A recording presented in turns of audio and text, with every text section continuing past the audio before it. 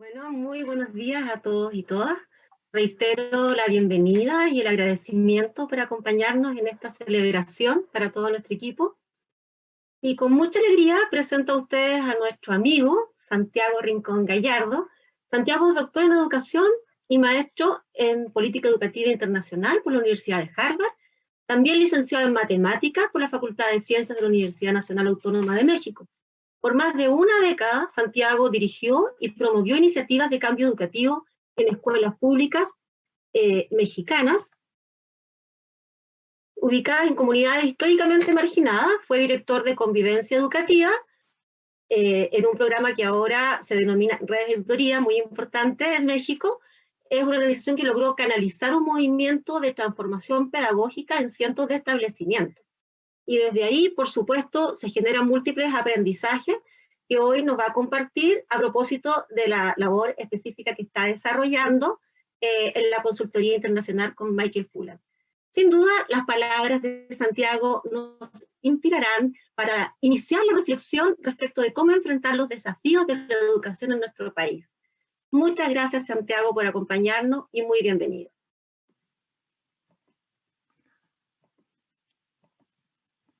Muchísimas gracias, Andrea. Muchas gracias, Juan Pablo. Muchas gracias al rector de la Universidad de Concepción, Carlos Saavedra, al ministro de Educación, por esta invitación. Es un gran placer sumarme junto con Michael Fullan a este esfuerzo tan importante que se representa en el Centro de Liderazgo Más Comunidad. No podría yo pensar en un mejor momento para que un centro como este nazca. Y no podría pensar en un mejor lugar que Chile para que sea donde este Centro de Más Comunidad nazca. Estamos en Chile viendo el nacimiento de nuevas posibilidades y son nuevas posibilidades que nos mueven hacia un proyecto más humano. Las crisis en las que hemos estado ahora, las grandes crisis globales que estamos enfrentando, lo que han puesto en juego es el proyecto humano y eso es lo que está en juego. Y la educación va a tener un papel fundamental que jugar en reconstruir el proyecto humano. Y yo veo a este centro de liderazgo, a Más Comunidad, como uno de los motores que nos va a ayudar a crear a través de la educación un proyecto más humano. Chile, yo decía, no puedo pensar en mejor lugar que Chile, o no puedo pensar, de hecho, en mejor lugar que estar que Chile ahora. Qué buen lugar para vivir en estos tiempos, con la tremenda transformación social o el tremendo potencial de transformación que nos está mostrando a todo el mundo la sociedad chilena. Y quiero empezar esta charla trayendo a colación el concepto de crisis. Desde la perspectiva del intelectual revolucionario Antonio Gramsci, una crisis es un momento en el que el viejo sistema ya se murió, pero donde el nuevo sistema todavía no nace. Esa es una crisis. Un momento en el que el viejo sistema ya está muerto, pero el nuevo sistema todavía no nace.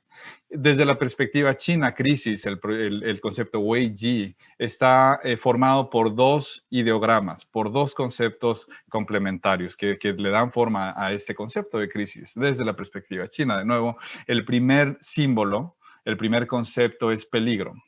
Y creo que no nos cabe duda que estamos en momentos de peligro a nivel planetario, a nivel ecológico, a nivel político, a nivel social. Estamos en condiciones de peligro. Hemos llegado en los modos que hemos decidido diseñar y poner en marcha nuestros sistemas económicos, políticos, culturales, en fin. Hemos llegado a generar una serie de tensiones que ahora ponen en peligro la sobrevivencia de la humanidad, la sostenibilidad de la vida en el planeta, la viabilidad de nuestros proyectos políticos y sociales. Hay sin duda condiciones de peligro, pero el otro concepto que le da forma al concepto de crisis desde la perspectiva china es múltiples posibilidades. Posibilidad. En un tiempo de crisis son tantas las piezas que se están moviendo que los posibles resultados son múltiples. Hay muchas cosas que pueden ocurrir muy rápido. Ahora, eso no quiere decir que todas las posibilidades son buenas. En un momento de crisis no sabemos no se puede saber si el sistema que viene, si el mundo que viene después de la crisis va a ser mejor que el anterior. No hay nada que nos garantice que ese va a ser el caso. Y como yo decía anteriormente, una de mis grandes preocupaciones existenciales, digamos, es que lo que está en juego es el proyecto humano. Eso es lo que está en juego ahora. Y si no le ponemos atención intencional, deliberada, a construir un proyecto más humano, basado en la solidaridad, en el cariño, en el amor, en el respeto a la diversidad, en la celebración de la diversidad. Si no le ponemos atención intencional, digamos, al proyecto humano, la tendencia por defecto va a ser más deshumanización. Y es aquí donde yo creo que este centro de liderazgo tiene un rol muy importante que jugar, así como la educación en general. Estamos en tiempos entonces en los que hay múltiples posibilidades y que tenemos la responsabilidad moral, ética, de construir intencionalmente un proyecto humano viable que nos permita vivir en armonía, no nada más entre seres humanos, sino también con nuestro planeta. Y en ese sentido es un momento muy importante para preguntarnos ¿para qué queremos educar? ¿Educar para qué? ¿Para qué lo estamos haciendo? Yo tengo 2 niños pequeños, uno de 8 años, uno de 4. Y con frecuencia me pregunto, ¿qué hemos hecho? ¿Qué tipo de mundo les estamos dejando a nuestros chicos? ¿Y qué es lo que podemos hacer para asegurar que no nada más sobrevivan en el mundo, sino que encuentren plenitud en él y que lo cambien para bien? Y al pensar en el tipo de educación que yo quisiera para mis niños, para qué quisiera que nuestros niños sean educados, y no nada más mis niños, sino nuestros niños compartidos alrededor del mundo, resumo el propósito de la educación en 4 ideas fundamentales. Yo quiero una educación, y espero que muchos de nosotros queramos una educación que prepare a nuestras niñas, nuestros niños y nuestros jóvenes para hacer 4 cosas. Primero, para conocerse a sí mismos. Necesitamos una educación que ayude a nuestros niños a descubrir quiénes son, a conocerse a sí mismos, a pensar y aprender por sí mismos, a cuidar de otros y a mejorar el mundo. Desde mi perspectiva, esas son las 4 cosas que casi cualquier padre quisiera de sus niños. Niños que se conocen a sí mismos, niños y niñas y jóvenes que se conocen a sí mismos, que piensan y aprenden por sí mismos, que cuidan de otros y que mejoran el mundo. Es así de simple. Son 4 ideas muy sencillas.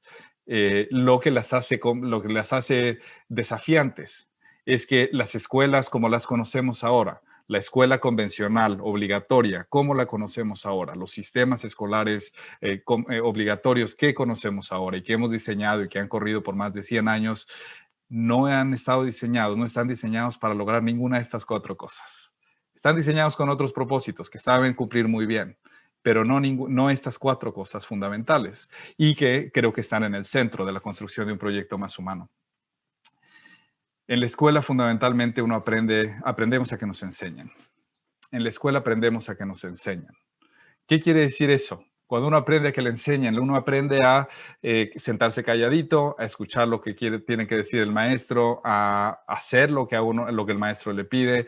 Uno aprende a entender las expectativas de la autoridad y a responder de manera adecuada a lo que la autoridad pide. Fundamentalmente, aprender a que te enseñen es aprender a obedecer. Y no quiero que aquí me malinterpreten. Aprender a que te enseñes es importante. Todos tenemos que aprender a que nos enseñen. Es importante aprender a entender las expectativas de nuestra autoridad y responder a esas expectativas de un modo que sea consistente con nuestros valores, con nuestras creencias, en fin. Pero el problema es que es cuando aprender a que te enseñen es la lección más fuerte, la más importante, casi la única lección que en común nos llevamos todos, aquellos que pasamos por la escuela, todos nuestros niños, todos nuestros jóvenes. Y la razón por la que es un problema es porque aprender a que te enseñen y aprender a aprender son 2 cosas muy diferentes. Y estamos en momentos en que nuestros chicos aprendan a aprender por su cuenta es más importante que nunca. Los problemas que van a enfrentar, los problemas que ya están enfrentando son mucho más grandes, son mucho más complejos que los problemas que nosotros mismos hemos enfrentado, que los problemas que nosotros mismos sabemos cómo resolver. Y entonces la mejor apuesta que podemos hacer por nuestros chicos, el mejor legado que podemos dejar para ellos es que tengan la habilidad de aprender lo que sea que tengan que aprender más adelante para enfrentar el mundo y para cambiarlo para bien. Pero de nuevo, aprender a aprender y aprender a que te enseñen son 2 cosas muy diferentes. Aprender a que te enseñen es sacar de ti mismo o poner afuera de ti la responsabilidad de decidir. Poner afuera de ti la responsabilidad de decidir qué es verdadero y qué es falso, qué es bello y qué es feo, qué es bueno y qué es malo. Aprender a que te enseñen es aprender a delegar esa responsabilidad en tu autoridad. No eres tú quien lo decide, es el jefe, es la gente, la persona que tiene autoridad y poder. Y lo que uno crea con esas sociedades que terminan tolerando una serie de abusos, de mentiras, que no son buenas para nadie. Aprender a aprender significa aprender a acceder a la sabiduría, a la experiencia, a la intuición, al conocimiento que reside dentro de uno mismo y utilizarlo para tomar responsabilidad de decidir con tus propios criterios qué es verdadero y qué no, qué es bueno y qué no, qué es bello y qué no. Y por eso es que es tan distinto. Ahora, de nuevo, entonces, aprender a que te enseñe y aprender a aprender son dos cosas muy distintas. Y eso entonces me lleva a sugerir que tenemos que repensar de una manera muy profunda qué significa hacer el trabajo que hacemos en nuestras escuelas si nuestro proyecto es consistente y está en alineación con la construcción de un mundo más humano. Aprender a aprender tiene que tomar un rol mucho más prominente en nuestros esfuerzos por educar a nuestros chicos. Aprender es fundamentalmente una práctica de libertad. Si hay una idea que quiero que se quede en sus mentes y sus corazones después de esta breve charla, es esta. Aprender es una práctica de libertad. Si pensamos en las cosas que sabemos hacer muy bien, que aprendimos a hacer muy bien, sobre las que desarrollamos maestría, lo que vamos a recordar es que las aprendimos en condiciones de libertad. Creo que es una idea muy sencilla, una propuesta muy sencilla, pero de nuevo una propuesta que cambia todo, porque aprender como una práctica de libertad es algo que desde hace mucho tiempo no está ya en la mayoría de nuestras aulas y de nuestras escuelas, de nuestras salas de clase y de nuestras escuelas. Y esto es así, no por culpa de los maestros. Lo que quiero aclarar, aquí no estoy haciendo una crítica a los maestros, estoy haciendo una crítica a los sistemas y a una cultura que hemos creado que estorba al buen aprendizaje, que se interpone entre nuestros chicos y el buen aprendizaje. A final de cuentas, los sistemas escolares que tal como los conocemos ahora no fueron diseñados para cultivar el buen aprendizaje. Ese no ha sido el propósito fundamental con el que han sido diseñados, ni el que saben, ni que sepan cómo alcanzar las tres funciones históricas de la escolarización desde su nacimiento después de la Revolución Industrial han sido las siguientes: la custodia, cuidar de los niños mientras los papás están trabajando; el control, tener un mecanismo de control social que evite caos; y la clasificación. Los sistemas escolares han servido como mecanismos de clasificación de los estudiantes para determinar el tipo de oportunidades a las que van a tener acceso más adelante. Estas son históricamente las tres funciones que la escuela ha estado diseñada para cumplir y que hasta ahora ha cumplido bastante bien. Entonces, no es que las escuelas no funcionen, funcionan bien para los propósitos para los que fueron diseñadas. El problema es que cuando se trata de verla desde la perspectiva del buen aprendizaje, estas tres funciones se interponen con el buen aprendizaje. Y ahí está la naturaleza de nuestro desafío ahora. Si queremos hacer de aprender una práctica de libertad, tenemos que repensar entonces las funciones de la escolarización. Y cuando pensamos en liberar el aprendizaje, en desatar el aprendizaje como una práctica de libertad, aquí está la unidad básica que tenemos que cambiar. Es el núcleo pedagógico. El núcleo pedagógico es básicamente el vínculo entre un educador y un aprendiz en la presencia de un objeto de conocimiento. Ya muchos autores, en particular Richard Elmore, varios pensadores de la educación de la Universidad de Harvard, nos han estado recordando que aquí en el núcleo pedagógico es fundamentalmente donde se juega el aprendizaje. Uno puede invertir en muchas cosas. Uno puede crear nuevos currículos, empezar a evaluar a los maestros, crear estándares de desempeño, traer nuevas tecnologías a las escuelas, mejorar las instalaciones de las aulas y de las escuelas, en fin. Uno puede invertir millones y millones y mucho esfuerzo humano en todas estas cosas. Pero si el núcleo pedagógico no cambia, si esta unidad básica no cambia, el aprendizaje tampoco cambia. Aquí en esta unidad es donde se juega el aprendizaje. Y como he dicho y nos recordaba el rector Carlos Saavedra, aquí también se juega la democracia. En el núcleo pedagógico hay insertas relaciones de poder. El núcleo pedagógico está influido por y crea relaciones de poder. E históricamente el núcleo pedagógico ha estado definido por una separación clara, jerárquica, entre el que sabe y el que no, entre el que dice lo que tiene que hacer y el que tiene que obedecer. Es una relación que establece muy claramente la distinción entre quién está arriba y quién está abajo, entre quién dice y quién obedece. Y lo que la investigación educativa nos está mostrando cada vez más claramente es que así no sucede el buen aprendizaje. Lo que nos dicen los análisis de John Hattie, los metaanálisis de las prácticas pedagógicas que tienen más impacto en el aprendizaje de los niños, es que el buen aprendizaje no sucede en relaciones así, sino en relaciones así, en relaciones horizontales, de diálogo, de aprendizaje mutuo, en relaciones donde no nada más uno aprende, sino los dos aprenden, en relaciones donde las dos partes involucradas se transforman en el proceso de interactuar y de tratar de buscar sentido de las cosas que están explorando. Es en relaciones horizontales, en relaciones de diálogo, de cuidado, de cariño, de aprendizaje mutuo, donde se aprende bien. Pero esto tiene implicaciones para la democracia también, porque si convencionalmente los vínculos al interior del núcleo pedagógico son autoritarios, de naturaleza autoritaria, una persona sobre otra, una enseñando, la otra aprendiendo, lo que uno cultiva también es mentalidades, actitudes, comportamientos que son los necesarios para sostener a las dictaduras, a los regímenes autoritarios. De hecho, ese es el origen. Así es que fueron diseñados los primeros sistemas de educación obligatoria en el mundo, en Prusia, en Austria, en el siglo XVIII.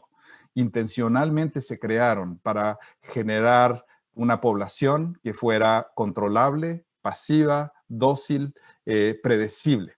Y esto está escrito en los documentos orientadores del proyecto de escuela obligatoria del siglo XVIII en Prusia y en Austria. Si lo que queremos es cultivar democracia, lo que necesitamos es que el núcleo pedagógico no sea así, sino así. En las democracias robustas, el vínculo entre autoridad y ciudadano no es un vínculo autoritario, es un vínculo de diálogo, donde las dos partes, Estado y ciudadanos, se influyen se influyen entre sí, aprenden una de la otra y mejoran y cambian en el proceso. Entonces, en el núcleo pedagógico no solo se juega el aprendizaje, también ahí se juega la democracia. Y la buena noticia es que si logramos cambiar de manera fundamental lo que sucede en el núcleo pedagógico, estamos construyendo las dos cosas. Estamos creando nuevos aprendizajes, pero estamos cultivando la democracia. Y como estamos viendo con nuestros vecinos en el norte, con los vecinos, bueno, digamos, con lo que está pasando con la elección de los Estados Unidos, en fin, es que no podemos ya dar por sentada la democracia. No podemos asumir que la democracia va a estar con nosotros todo el tiempo. De hecho, en muchos países la democracia se está desmoronando. Y como educadores tenemos un papel muy importante que jugar en regenerar nuestras democracias, crear democracias robustas. Y de nuevo, la buena noticia es que si movemos, si afectamos de manera positiva el núcleo pedagógico, vamos a estar construyendo las dos cosas. Vamos a estar cultivando mejores aprendizajes, pero vamos a estar construyendo también, cultivando las mentalidades, las creencias, las actitudes que sostienen a las democracias robustas. Ahora, como líderes educativos, digamos muchos de ustedes, yo sé que tienen una posición de liderazgo y sí, quizás sabrán que su influencia, la influencia que pueden tener en el núcleo pedagógico es necesariamente indirecta. Ustedes no pueden estar atentos a lo que pasa con cada estudiante, eso sería imposible. Hay tantas cosas que los líderes tienen que hacer. Pero lo que quiero señalar aquí es que la influencia de los líderes más efectivos en el núcleo pedagógico, aunque sea indirecta, es intencional. Y esa es gran parte del trabajo que tenemos que generar a través de este centro, del Centro Más Comunidad. Tenemos que aprender a generar cada vez más estrategias intencionales que nos ayuden a vincular causalmente nuestras acciones como líderes con lo que pasa en el núcleo pedagógico. Y ese yo creo que va a ser uno de los grandes desafíos y uno de los grandes tareas del centro de liderazgo. Ayudar a generar la capacidad de liderazgo que le permita a los líderes vincular sus acciones de manera que causen mejores aprendizajes, que causen cambios en el núcleo pedagógico y por eso generen mejores aprendizajes. Esa es la naturaleza de la tarea. Hay mucho conocimiento, como nos decía Michael Fuller en su video, que nos empieza a señalar, que nos da buenas orientaciones sobre lo que podemos hacer, pero también estamos en condiciones de ir aprendiendo en la marcha. Este centro de liderazgo, por supuesto que se va a estar nutriendo el mejor conocimiento que tenemos a la fecha sobre el buen liderazgo, pero al mismo tiempo yo confío en que va a empezar a generar también nuevo conocimiento, no nada más que aporte a la mejora de la educación en Chile, sino también al conocimiento internacional sobre qué se puede hacer para liberar el aprendizaje y hacerlo a gran escala. En 3 líneas les voy a decir de qué significa la pedagogía y el liderazgo efectivo. Y esto es un resumen, estas 3 frases que voy a compartir con ustedes resumen mucho de lo que se ha creado, del conocimiento que se ha generado en las últimas 2 décadas sobre la enseñanza y el liderazgo efectivos. Y con eso les quiero ahorrar varias horas de lectura de papers y artículos aburridos, en fin, demasiado técnicos, pero si tuviera que resumir en 3 líneas en qué consiste la pedagogía efectiva y el liderazgo efectivo, lo diría de esta manera. Los maestros más efectivos aprenden con sus estudiantes. Los líderes escolares más efectivos aprenden con sus maestros y los sistemas educativos más efectivos aprenden con sus escuelas. De eso se trata. No de decirle a otros qué hacer, no de pedirle a otros que hagan lo que tú les estás pidiendo que hagan. Desde luego, eso es parte del trabajo, pero el trabajo fundamental es crear las condiciones para que la gente que uno sirve aprendan bien y aprendan de manera profunda y sumarse como aprendiz con ellos para tratar en el esfuerzo por entender qué funciona y qué no. Y eso aplica lo mismo para un buen maestro que para un buen líder escolar, que para un líder sistémico. Y aquí está, desde mi perspectiva, el secreto de los sistemas educativos que han funcionado mejor y de los sistemas educativos que tenemos que ver en el futuro, que son sistemas donde la práctica de aprender es tarea de todos, no nada más de los estudiantes. Aprender tiene que convertirse en una práctica visible de todos en el sistema. Tiene que ser algo que se ve como práctica visible en el aula, pero también en la escuela y en la comuna y en la región y en el país.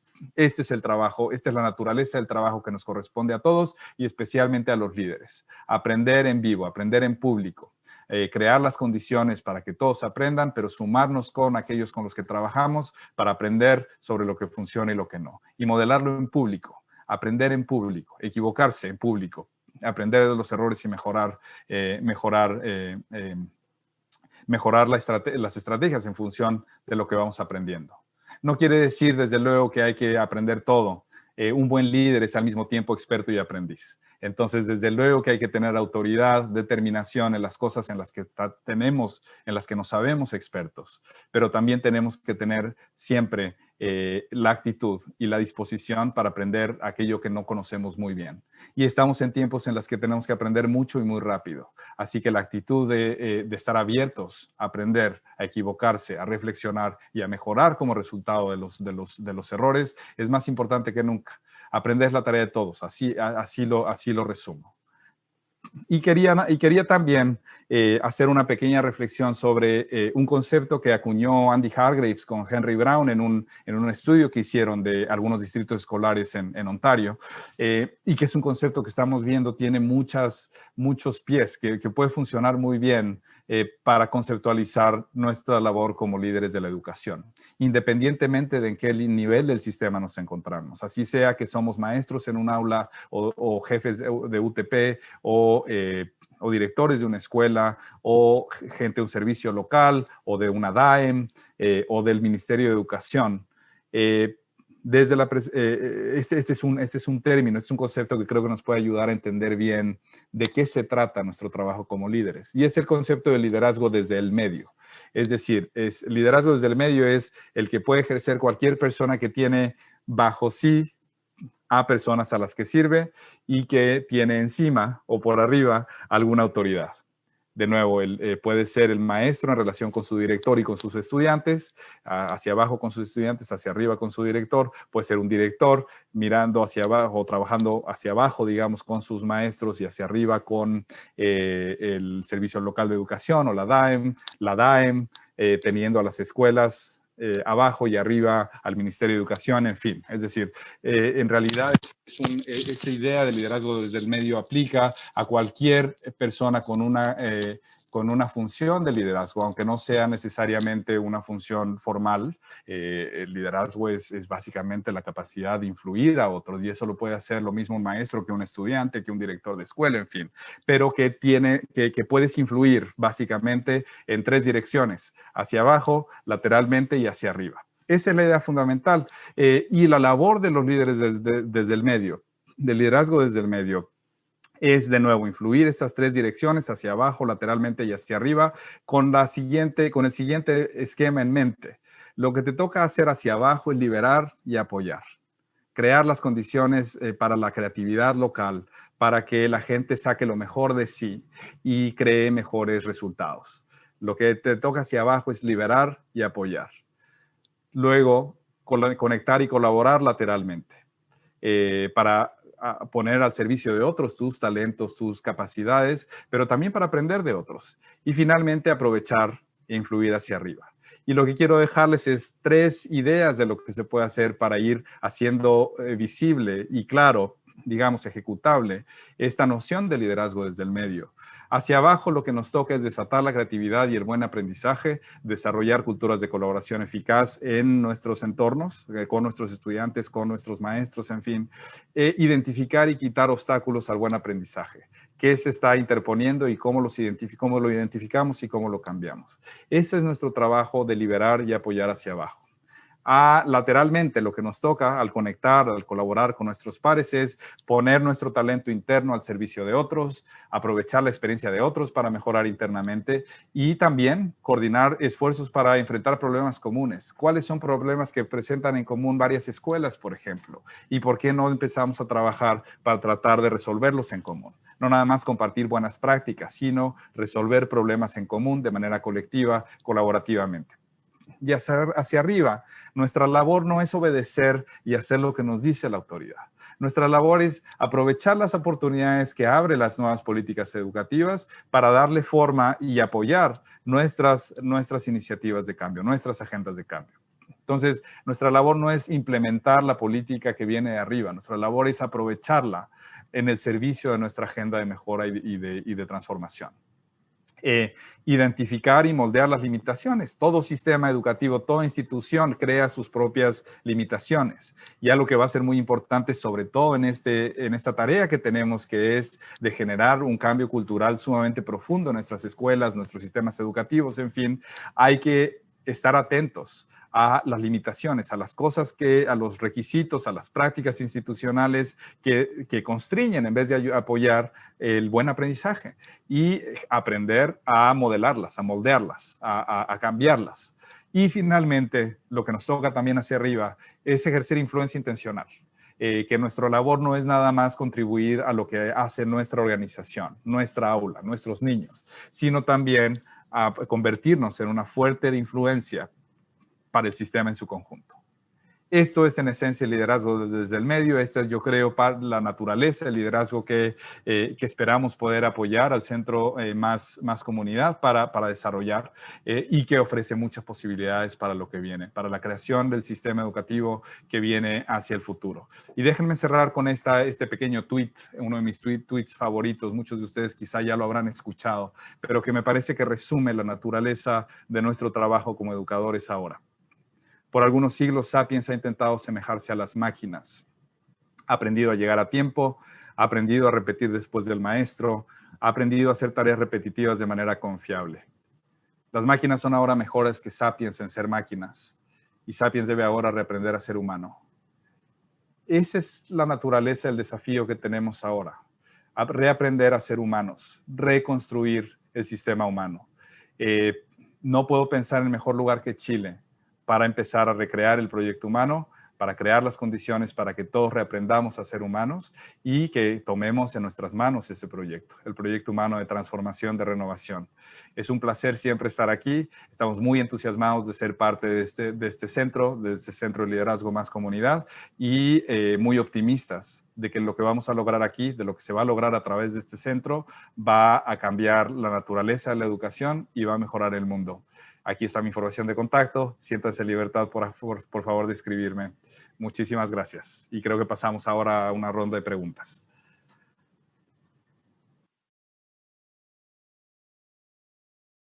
Muchas gracias, Santiago, por esta excelente presentación.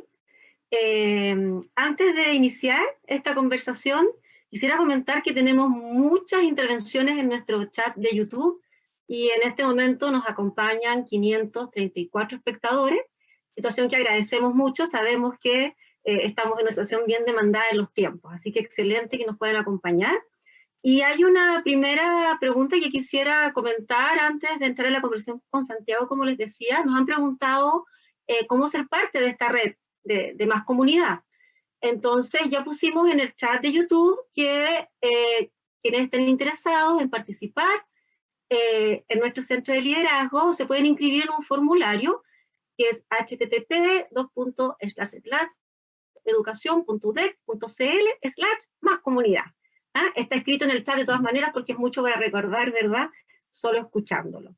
Y lo otro que quisiera comentar también, y que es súper lindo que lo reconozcan, en el chat hubo muchas menciones a la importancia de que en este centro exista una universidad regional. No sé a cuál de las tres se referían, porque tenemos 3 universidades. Tenemos la Universidad Austral, con sus sedes de Valdivia, la Universidad de Concepción, por supuesto, y la Universidad de Atacama. También es una situación que nos tiene muy contentos y si no hubiésemos tenido pandemia, este evento habría estado siendo realizado fuera de Santiago. Eso se los puedo garantizar. Bien, y ya entramos en materia de conversación con nuestro invitado, que todos los comentarios indican que es un invitado de lujo. Yo sé que Santiago es un profesional muy humilde, pero déjame decirte que tienes una cantidad de reconocimiento increíble. Y a propósito de esa capacidad, te quiero hacer una pregunta que ronda en las cabezas de nuestros docentes y directivos, pensando que hoy estamos en tiempos muy inciertos y que por lo tanto las escuelas y los liceos van a necesitar explorar formas de organización y enseñanza menos convencional, combinando presencialidad, distancia. No sabemos mucho cómo viene el 2021. Entonces, en ese contexto, algunos líderes escolares sienten que no pueden comprometerse al trabajo colaborativo con programas innovadores o en el trabajo en red, porque no saben cómo será el próximo año. En ese sentido, a tu juicio, ¿por qué debiéramos considerar que el trabajo colaborativo es un mecanismo para potenciar los recursos de las escuelas en este periodo? Muy bien, muy buena pregunta. En efecto, gracias Andrea, estamos en tiempos muy complicados, de mucha incertidumbre, y es muy probable que muchos de ustedes sientan la angustia de que hay tantas cosas que hacer, Y déjame empezar nada más por decir que en tiempos como estos, la manera más saludable y más potente de lidiar con la incertidumbre en la que estamos y con todo lo que tenemos que hacer es restablecer prioridades. En momentos en que estamos tan jalados por tantas direcciones y tantas cosas que tenemos que hacer, lo más importante que podemos hacer es aprovechar esto como una oportunidad para reanalizar cuáles son nuestras prioridades, qué es lo más importante que queremos hacer. Honestamente, por ejemplo, para mí ahorita, ¿qué tan importante es que los niños en educación media aprendan ecuaciones de segundo grado? ¿O qué tan importante es que los niños aprendan a dividir fracciones? ¿O cuál fue la fecha de la independencia de México? En fin, son cosas que no son fundamentales. Son momentos para regenerar y crear las prioridades. Es imposible, va a ser imposible reproducir la escuela en estas situaciones, la escuela convencional. Y por otro lado, lo que podemos hacer es aprovechar lo que la pandemia nos ofrece para repensar la educación. Nuestra tarea no es replicar la escuela convencional. Es imposible, pero además es muy improductivo. Porque si en verdad nos tomamos en serio la tarea de recrear el sistema, el proyecto humano, tenemos que saber que enseñarle a nuestros niños a que les enseñen ya llegó a su límite y no está formando a nuestros chicos para lo que necesitan. Ahora, ¿qué oportunidades nos ofrece la pandemia? Por un lado, una de las grandes limitaciones que ha impuesto la estructura escolar convencional en los chicos es la organización de los tiempos escolares en bloques de 50 minutos, que te vas de una actividad a la siguiente y a la siguiente. Eso es una manera sumamente improductiva de usar el tiempo cuando se trata de aprendizaje. No cuando se trata de cubrir todo el currículo, sino de propiciar el buen aprendizaje. La pandemia lo que ofrece es periodos de tiempo prolongados y el buen aprendizaje requiere periodos de tiempo prolongados. Entonces, es la ocasión para crear proyectos con nuestros niños multidisciplinares, para resolver problemas que les interesan, para explorar preguntas que les intrigan, con el lujo del tiempo.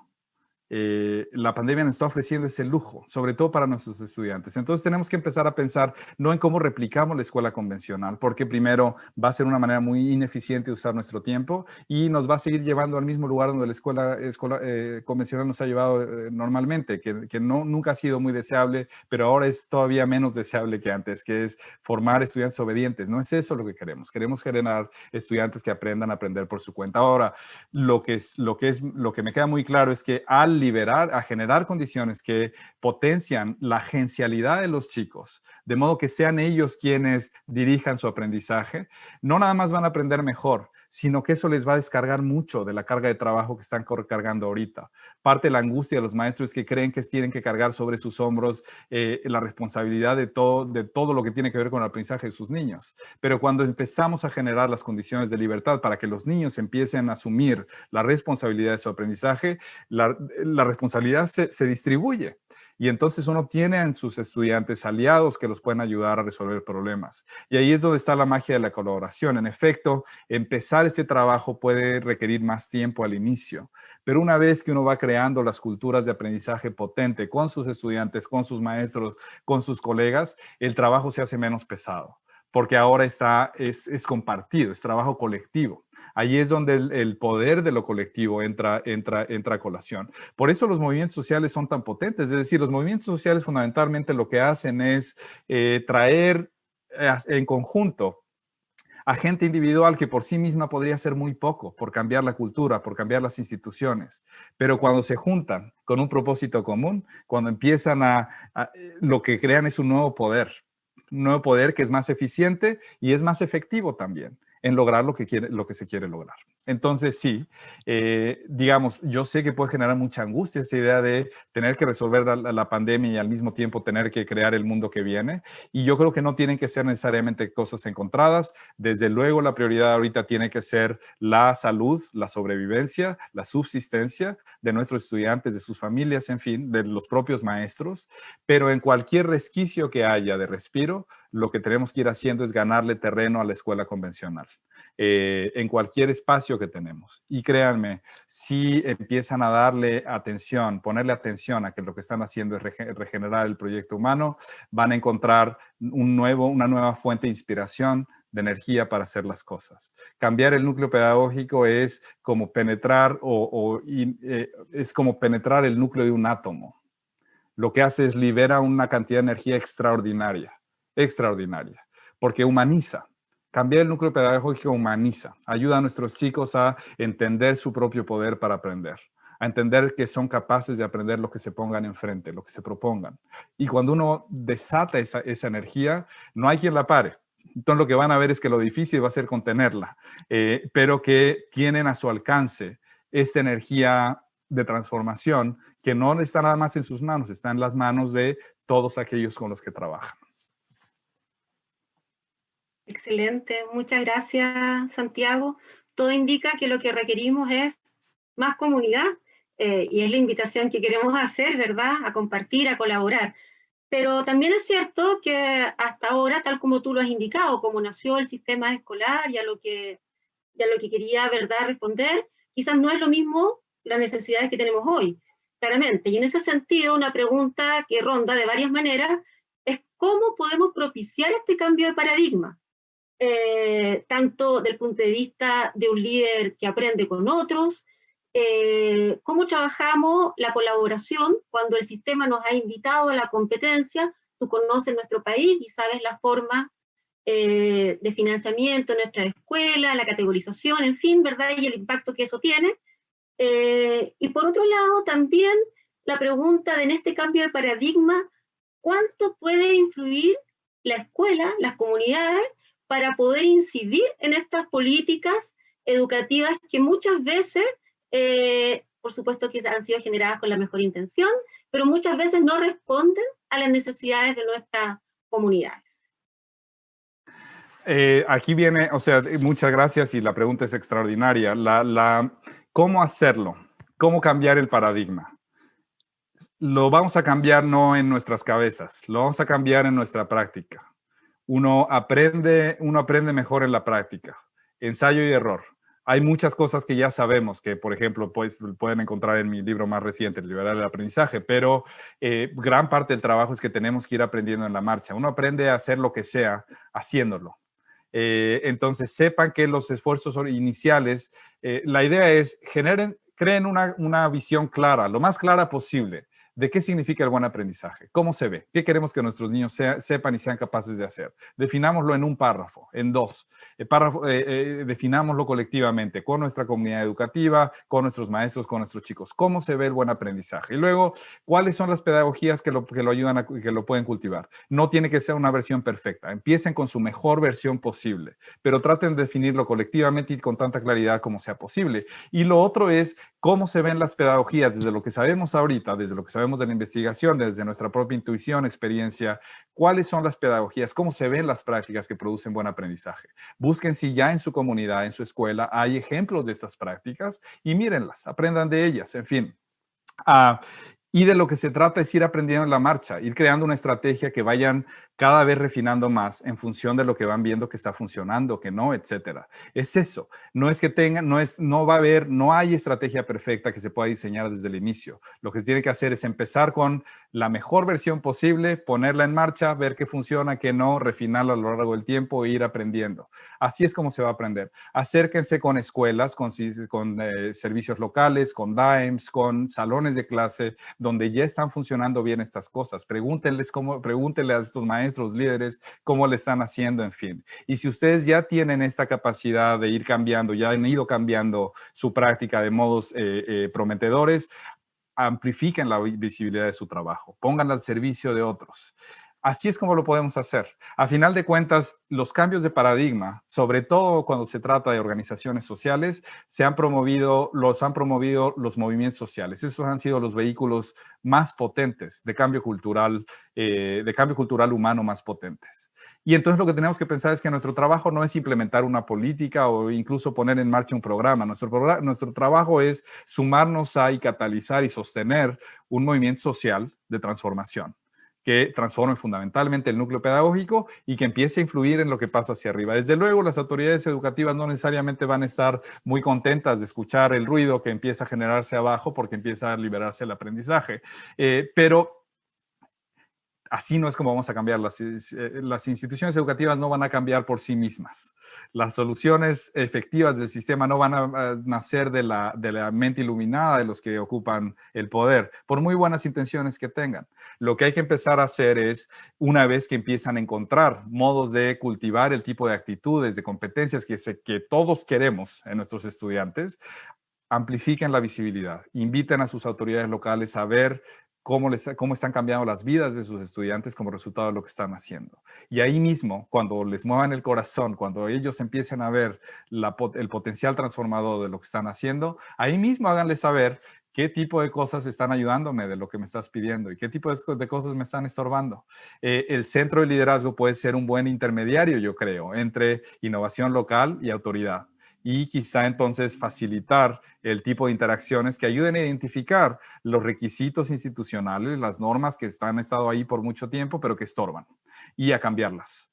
Y creo que esa es la labor, digamos, de centros como Más Comunidad, que pueden ayudar a servir, convertirse en aliados estratégicos, intermediarios con mucho potencial, no nada más para generar la innovación arriba, sino para ir generando el entorno institucional que las va a proteger y las va a diseminar a lo largo de todo el país. Muchas gracias, Santiago. Vamos a pedirte una última pregunta por temas de tiempo, ¿verdad? De todos, sabemos que son escasos. Pero quiero contarles a nuestro público que las preguntas que ustedes han realizado en YouTube, Santiago nos ha hecho la oferta muy amable de poder responderlas de manera asincrónica. Entonces, aquí entrando en el mundo híbrido, ¿verdad? Algunas preguntas las pudimos responder directo y otras vamos en el mismo correo, en la misma dirección a la que enviamos la invitación, vamos a hacer llegar un documento con las respuestas. Y quisiéramos cerrar para motivarnos con un ejemplo de colaboración eficaz.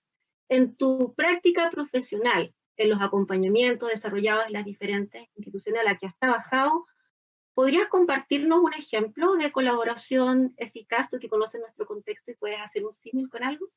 Bueno, los dos que me vienen más rápido a la mente, desde luego, son las redes de tutoría mexicanas, son un referente que tiene ya muchas publicaciones, que de hecho se ha extendido a Chile en ciertas medidas. Escuela Nueva en Colombia, otro ejemplo de redes de colaboración que están transformando de manera muy potente el núcleo pedagógico. Está el trabajo que ha apoyado la Universidad Católica de Temuco, la Facultad de Educación, con su programa de liderazgo para el aprendizaje, que lo que ha estado haciendo es crear esta estrategia de amigos críticos. Lo que están haciendo es ayudar a generar una cultura de trabajo en las redes de escuelas que está enfocada en el análisis de la práctica, en el análisis de mi liderazgo y cómo se influye en el aprendizaje de los chicos. En fin, hay ejemplos ya que están naciendo en Chile de los que hay que aprender y que hay que seguir cultivando. Y luego, desde luego, todos los ejemplos que ha capturado la Agencia de la Calidad de la Educación en estos reportes de Se Puede. Ahí hay una gran variedad de escuelas con distintos poblaciones escolares que están logrando cosas interesantísimas en su mejora. Entonces, no puedo, de nuevo, hay cosas que ya están vivas en Chile, que ya están creando la educación del futuro y a las que les tendremos que prestar más atención, amplificar su visibilidad y ponerlas al servicio de la regeneración que se avisora y que necesitamos para este país. Muchísimas gracias, Santiago.